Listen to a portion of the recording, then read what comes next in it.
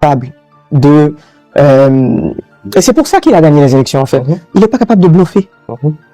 Il n'est pas capable, bon, pour lui, c'est comme s'il ne respectait pas son autonomie en tant qu'être humain. Faire les choses à moitié. Tout ce qu'il te dit, il te le dit. La nuit du 6 au 7 juillet 2021. 4 ans plus tard, tu m'as déjà accordé une entrevue il y a précisément 4 ans. 4 ans plus tard, quand tu y repenses, est-ce qu'il y avait des signes avant-coureurs? Tu étais très proche de ton papa, on le savait. Tu étais même un conseiller informel de ton papa. Je t'ai rencontré en une circonstance particulière quand ton papa était président. Tu étais venu à Montréal dans le cadre d'une rencontre avec des gens d'affaires montréalais et j'ai eu le bonheur de te rencontrer. Donc tu étais conseiller de ton papa. Donc tu étais très proche de ton papa. Dis-moi, 4 ans plus tard, donc lorsque tu y repenses a posteriori là, est-ce qu'il y avait des signes avant-coureurs qu'aujourd'hui tu interprètes autrement et qui annonçaient l'assassinat de ton papa? Bien sûr, 4 ans plus tard, c'est beaucoup plus simple de répondre à cette question aujourd'hui. Cependant, si je me replace en 2021 et je me replace les quelques semaines qui ont précédé, quelques semaines et mois qui ont précédé le 6-7 juillet, il n'y avait pas de signe tangible qui allait avoir un assassinat. Et de toute façon, je me rappelle, on rentrait d'un dîner, moi et ma conjointe et ma fille aussi, de chez mon père, où mon père il nous racontait un peu. À quelle date? Nous sommes à peu près 1 mois et demi, 2 mois avant l'assassinat. Donc le mois de mai, à peu près, exactement. On rentrait d'un dîner tard le soir et mon père venait de nous expliquer un peu, en fait à toute la famille, moi j'étais pas mal au courant de ce qui se passait, mais à toute la famille, il venait de nous expliquer les défis. Il venait de nous expliquer la complexité du problème. Il venait de nous expliquer du problème ou bien de la fonction? La fonction de président. Non. Si tu dis du problème, j'ai le goût de te demander... Quel problème? Exactement. Le problème, j'ouvrirai la parenthèse, puis on va refermer, puis on va pouvoir revenir là-dessus un peu plus tard aussi. Le problème lié au développement. Le problème lié à l'autonomie du peuple haïtien. C'est pas un problème en ce qui nous concerne, c'est ce que nous voulons, mais cet élément-là représente un problème pour une classe économique, pour une partie du pays, une minorité, une toute petite minorité en fait, et même pour certains pays de la communauté internationale. On va en revenir aussi. Donc, il discutait de la complexité de la chose, il discutait les éléments techniques, en parlant des secteurs clés comme le pétrole, en parlant des secteurs clés comme l'énergie et tout ça, ou encore cette histoire d'armement ou de financement de gangs de rue qui aujourd'hui est out of hand, ou encore de kidnapping à cette époque. Donc, il nous présentait un peu, il nous faisait le topo, ok? Et en rentrant ce soir-là, ma conjointe m'a dit, juste le fait qu'on sait tout ça, on est en danger. Juste le fait qu'on a toutes ces informations-là, on a les noms, on connaît ces gens-là, on est extrêmement en danger. Et moi, naïf que j'ai été il y a 4 ans, et aussi dans cette histoire c'est pas une confiance, mais on le sait qu'il y a une ingérence politique de la part de Washington en ce qui concerne la politique haïtienne. Et on se dit aussi, puisque ça faisait longtemps qu'un président ne s'était pas fait assassiner en Haïti, c'est pas parce qu'ils n'avaient pas la volonté. Il y a 100 ans avant. Ouais, c'était en 1915, exactement. Donc, Vulbon Guillaume ça. Oui, c'est ça. Exactement. Ce qui va tout de suite provoquer l'invasion et l'occupation du pays par Washington. Exact. Exactement. On va y revenir aussi. Donc, il y avait en ce qui me concerne, il y avait une relation, je dirais pas de confiance, mais il y a un niveau de bénéfice du doute, on va dire, par rapport aux Américains. Et moi, j'ai répondu à ma conjointe, oui, je sais, mais les Américains ne vont pas permettre ce genre de choses. Tu vois, pas au 21e siècle. Pas maintenant, pas en Haïti, pas à l'ère des réseaux sociaux. Et bon, voilà, on sait ce qui s'est passé quelques semaines et quelques mois plus tard. Donc déjà, on appréhendait la possibilité qu'il y aurait violence, mais pas à ce niveau-là, nécessairement. Et si tu vivais en Haïti à cette époque-là, il y avait d'autres signes aussi. Il y avait un moment de calme. Un moment de calme inhabituel pendant le mandat. Parce que depuis le Pays Loc.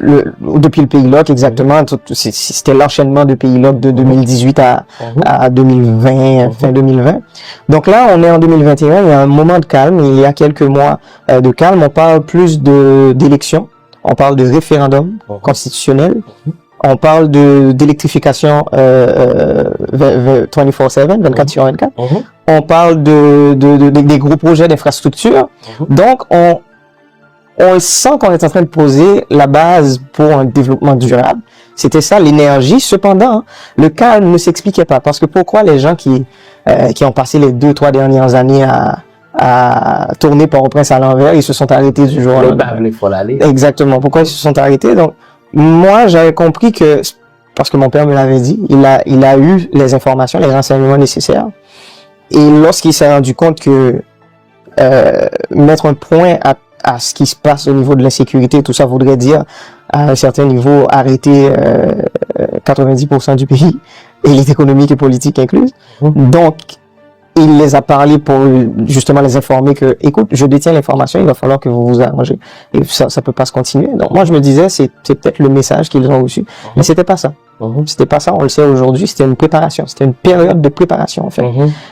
Parce que ce genre de crime demande de la préparation, demande du financement, demande les alliés nécessaires. Donc, il y a eu cette période. Au niveau personnel, mon père me semblait vraiment bien, confiant de ce qu'il faisait, confiant de la direction dans laquelle il allait.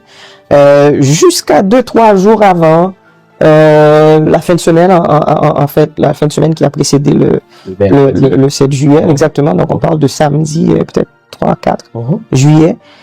Lorsqu'il a procédé au changement du premier ministre, il m'avait appelé, j'étais au Cap-Haïtien, j'étais sur un chantier. Et moi, je lui ai dit, mais c'est pas le bon moment. Je comprends pas. On est calme, on travaille sur le référendum, on a un texte de la nouvelle constitution qui est disponible, tout le monde, c'est pour consultation. On parle d'élections. Il reste 6 mois. Les projets avancent. Pourquoi changer de premier ministre maintenant? Mais quel mot je t'avais piqué, justement? Le changement du premier ministre. Ben, le changement de Claude Joseph à Ariel Henry. Avec un peu de recul aujourd'hui, et si on veut faire de la politique pratico-pratique, ça n'a pas été une décision personnelle. Ça a été une décision, en fait, un résultat direct de l'ingérence politique. Ok, ce changement politique de qui? De la communauté internationale, plus précisément Washington. On peut dire les choses comme elles sont. Dis-nous en plus. Ok, pourquoi? Parce que les gens, j'ai vu une entrevue l'autre jour, il y a un autre président européen qui parlait de la politique américaine. Je vais prendre cet élément comme exemple, en fait. Et il mentionnait que au moment où le président américain il devient président après son investiture, il y a des messieurs qui arrivent en costard, cravate noire et qui viennent lui dire exactement comment va fonctionner son mandat, en fait. Ce n'est plus sa volonté, sa direction, non, c'est un système. Appliquons à Haïti. Ok, maintenant appliquons à Haïti. Donc, déjà, dis-toi pour Washington, pour un président américain, c'est le cas. Donc, imagine pour Haïti. Déjà, le choix de savoir qui va être président, c'est un faux choix. Ce qui me concerne, et ça c'est le futur politologue qui parle, parce que j'étudie en politique, c'est un faux choix. En fait, si lors des élections en Haïti pendant les dernières décennies, vous avez le choix entre 100 candidats, il y a à peu près, il y a une seule administration qui a choisi ces 100 candidats-là. Donc, tu es en train de dire que ton papa, indirectement ou directement, si je suis ta logique, c'est le choix de Washington comme président aussi. Tous les candidats ont été le choix de Washington, peu importe celui que le peuple y vote. Et donc, je déduis, puisque tous les candidats étaient le choix de Washington, ton papa est un élément de ce tout, il est élu avec la bénédiction de Washington. Initialement, oui. On est sûr. Initialement, qu'est-ce que ça veut dire initialement? Pourquoi? Parce que il va grandir, il va évoluer dans son poste. Et à partir du moment qu'il va se rendre compte qu'il a les mains liées, À partir du moment qu'il va se rendre compte que même si que sur papier, c'est lui le président, mais en fin de compte, ces décisions ne dépendent pas de lui, il va se détacher de ce système. Il va se retourner contre ce système. Et ça a commencé à partir de 2018-2019, lorsqu'on a commencé avec les vagues de pays log justement, parce que c'est à cette époque-là où il a changé des politiques publiques simples, assez simples, mais qui a révolté beaucoup de gens. Par exemple, une limite par rapport au prix des voitures que l'administration publique pouvait acheter. Donc, plus de blindés à $250,000, il y a une limite à 70 ou 75 000 $, je me rappelle plus. Donc déjà, ça a fait des mécontents parce qu'il y a des gens qui faisaient de l'argent avec ce genre de dossier. Quand on dit des gens, le titre de l'émission, c'est 4 ans plus tard, le fils du président assassiné se vide le cœur. Moi, mon rôle, c'est de te pousser à te vider le cœur. Il y a des gens, il y a 12 millions d'Haïtiens, on s'entend. Ce ne sont pas les 12 millions qui bénéficient de cela. Qui avait ces contrats-là d'achat de blindés? Était-ce Dimitri Erard? Était-ce le chef de la police? Qui? Ok. Pour mieux répondre à cette question, il faut regarder la chose dans son ensemble. Il ne faut pas rester trop proche de la question, sinon on la voit mal.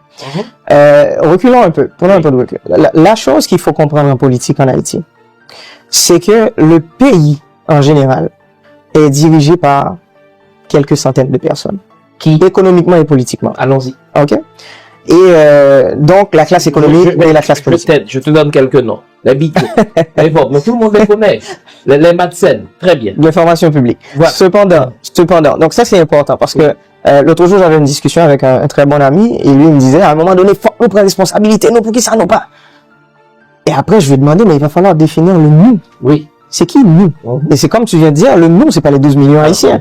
Donc, c'est une toute petite classe. Et là, j'ai un autre ami qui m'a dit, ouais, c'est à peu près 10 000 personnes. Là, je lui ai dit, mais non, ça c'est beaucoup trop.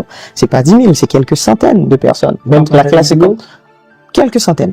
Du secteur des affaires ou du secteur politique ou des deux? Les deux. Ou du secteur international? On parle en Haïti, on reste national. OK? Et quand je parlais de ces fameux contrats, il faut comprendre qu'il y a toute une classe économique. Quand je parle de la classe économique, c'est pas un tout homogène. Ça, c'est important. Il faut le comprendre. C'est pas, ils sont tous de la même façon, ils vont tous dans la même direction. On a des Juifs, on a des Haïtiens. Puis, il y a des intérêts aussi à travers cette fameuse élite économique qui se rapproche plus des intérêts haïtiens. Tandis qu'il y a des intérêts qui s'éloignent drastiquement des intérêts haïtiens. Donc, on a une partie de cette classe économique qui vit littéralement sur des contrats avec l'État. L'État est leur client principal. C'est aussi simple que ça. Donc, qu'on parle d'énergie, qu'on parle d'énergie, qu'on parle d'import-export, qu'on parle de port, qu'on parle je sais pas moi, de pétrole, qu'on parle de, les grands secteurs sont contrôlés par cette partie de cette élite économique. Quelques centaines de personnes. Le haut négoce, en fait. Et, exactement. Et l'État se trouve au service de ces gens-là, pas au service du peuple. Et lorsque mon père, il l'a compris, parce que devenir président d'Haïti, premièrement, c'est pas une mince affaire. Il faut travailler dur, il faut faire des accords, il faut serrer des mains, des fois avec le diable. Et à un moment donné, tu te retrouves au milieu de ces gens-là avec qui tu as fait des accords et tout ça. Et à chaque fois que tu essaies de prendre la décision de prioriser les intérêts du peuple, tu te fais taper sur les doigts. Donc, à un moment donné, lui, il a pris sa position en main et on a eu cette conversation précisément le 7 février 2021, moi et mon père, et on parlait d'un sujet assez sensible. Donc, 5 mois avant son assassinat. Exactement. Et on a parlé de la mort parce que je lui ai dit, moi, je ne vois pas pourquoi on ne devrait pas aller dans cette direction. Et je lui ai dit, de quoi à ton cœur? Est-ce que c'est la mort? Je lui ai dit, moi, je préfère mourir en prenant ce genre de direction, au lieu de tomber dans mâche ou dans machine frappée, tu vois, ce genre de... Tu préfères mourir pour une cause. Exactement. Et ce jour-là, il me l'a dit, je parlais à un autre ami, ça fait pas longtemps, puis qui me disait, les gens, lorsqu'ils sont prêts à partir, ils me le disent. Moi, mon père me l'a dit 5 mois avant. Il m'a dit, moi, je suis prêt, j'ai fait tout ce que j'avais à faire. Et dans la direction où je vais aller dans cette direction. Est-ce une posture ou une conviction? Capable de... et c'est pour ça qu'il a gagné les élections, en fait. Il n'est pas capable de bluffer. Il n'est pas capable, bon, pour lui, c'est comme s'il respectait pas son autonomie en tant qu'être humain. Faire les choses à moitié. Tout ce qu'il te dit, il te le dit à 120%. Et il prend la direction, il prend la direction. Hein. C'est simple que ça. Intégrité journalistique, mais intellectuelle oblige. Ce n'est pas toujours comme ça qu'on perçoit ton papa. Beaucoup, on va se dire les vraies choses. Et c'est à toi de répondre. Et je veux préciser pour le public. Jovenel répond en tant que fils. On s'attend à ce qu'il présente une image favorable de son papa. Mais il faut pas lui en tenir rigueur. C'est pas lui le président élu. Lui, il n'avait pas de charge publique.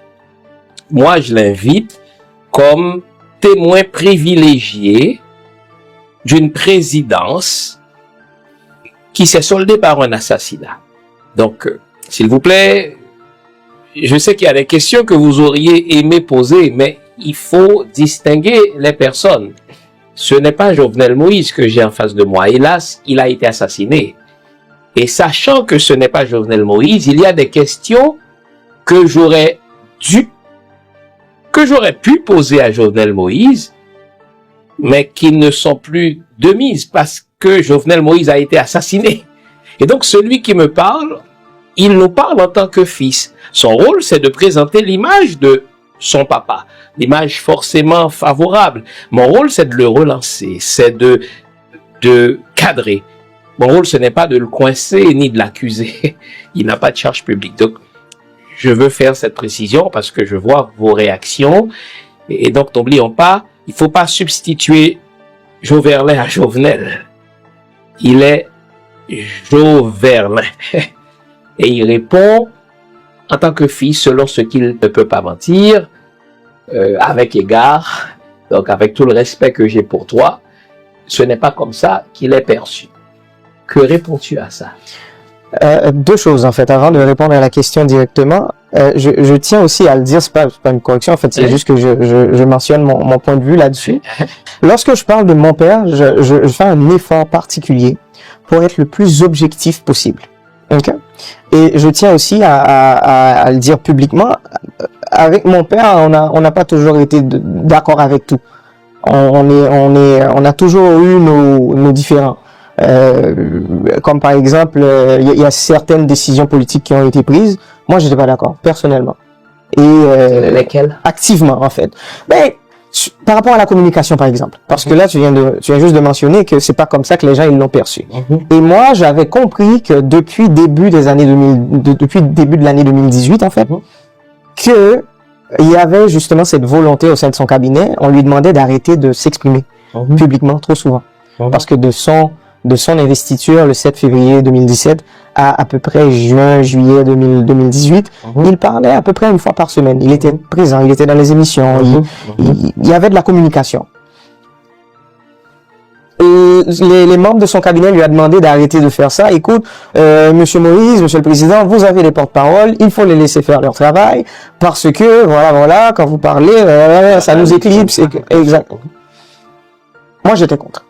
J'étais contre cette décision parce que je lui disais toujours, en fait, je le voyais le dimanche matin, lorsque je passais le voir un dimanche matin, il prenait son assiette, allait à la cuisine, se servait un plat de maïs, puis ça, Monsieur Chital, il mangeait, et puis moi j'étais comme, tu vois ça, tu dois le montrer au public, parce que ça c'est toi.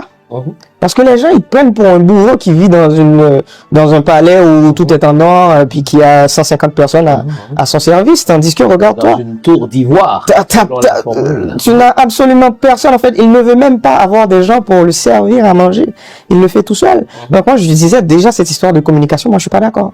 Il va falloir que tu montres un peu de ta vie privée, il va falloir que tu t'exposes, il faut que tu recommences à parler. Et effectivement, il a arrêté de parler la première moitié de l'année 2018.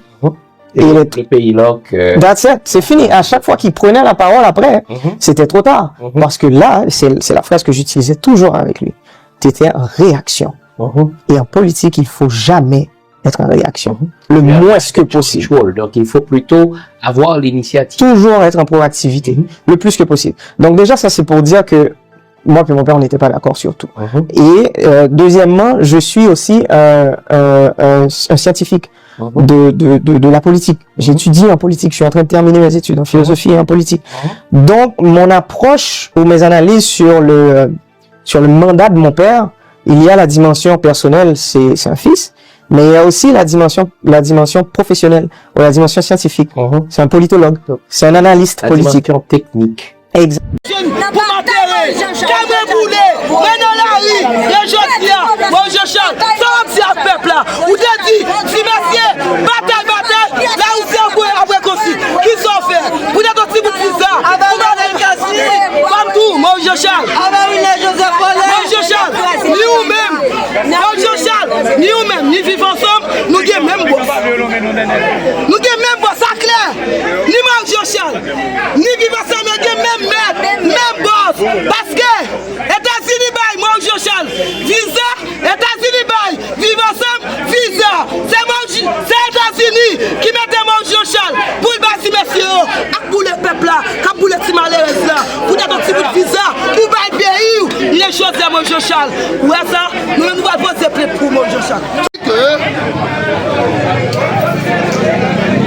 CARICOM pas régénérer même Moulsayo qui mettait tout le monde négateur d'ailleurs. Par exemple, monsieur, Kafou, c'est gang seulement, oui. Hey, attendez bien. Gang à gauche, gang à droite, gang devant, gang derrière. Rien n'a bloqué ces gangs-là. Rien n'a bloqué ces gangs. Je ne veux dire là, c'est échec. CARICOM. Ah, tout le monde connaît dans le cas d'accord multilatéral. Dans le cas d'accord multilatéral, il faut connaître que CARICOM est supposé entrer dans la question libre d'échange. Parce que c'est pas la business qui doit gérer. Mais c'est qu'on y a CARICOM à mettre chef encore dans le pays. Donc, c'est pas normal. Même parce que nous, en tant que journalistes, ah oui, éclairer le sentiment, on doit comment travailler le pays beaucoup de monde. C'est peut-être doit laisser la tête, justement, village d'accueil. Parce que il n'est pas utile à rien. Ah oui, il n'est pas utile à rien. Même nous, même l'absence de circulation en Haïti. Donc, nous saluons l'initiative et position de M. Caleb. Parce que je là, M. Boitel. Parce que là, ce qui s'allie, c'est dépasser BT. C'est négociation. Mais aussi une question. Saint-Jean-Martelly. Saint-Jean-Martelly, représentant nos droits. Nous d'accord? C'est bon, nous médias, nous pas un média traditionnel, nous côté nous. Nous pas qu'à faire une association. Je veux dire,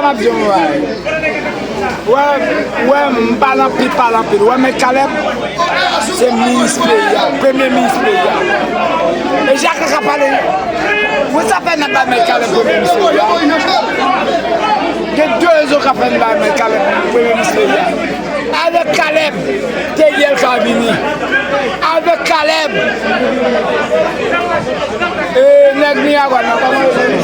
Miscadé mini-justice. Et ça fait la balle de Caleb. Avec Caleb, société a une autre orientation.